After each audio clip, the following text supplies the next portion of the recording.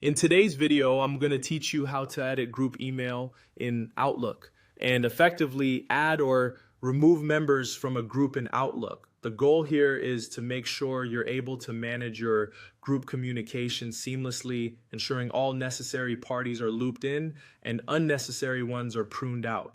First things first, open your web browser and head over to the Microsoft Outlook page. Once you're there, look for the option to sign in and click it. You'll be prompted to enter your login details on the sign-in page.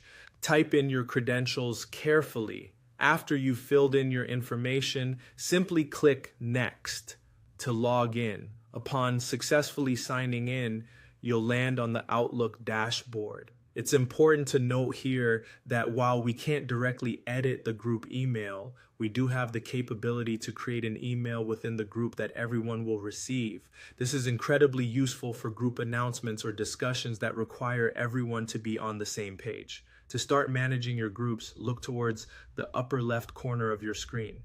You'll want to find an icon or a tab labeled People. Click on this, and from there, hover down until you see an option that says Go to Groups.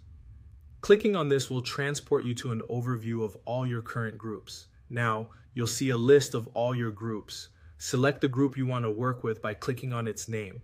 Once selected, you're given multiple options, such as creating a new email, scheduling an event, or even forming a new group. For our tutorial today, focus on creating a new email. This allows you to communicate with everyone in that group effortlessly.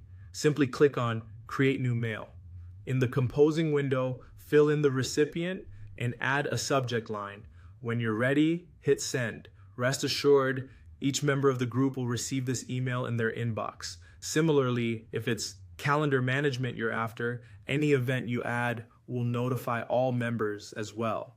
Moving on, let's talk about adding or removing members from a group. It's crucial to have the right people in the right groups, ensuring effective communication and collaboration.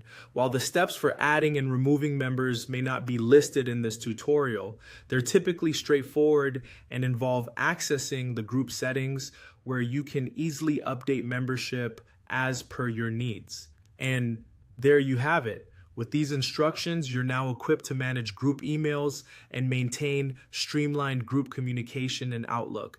Thank you for watching, and be sure to keep an eye out for more tutorials. Happy emailing!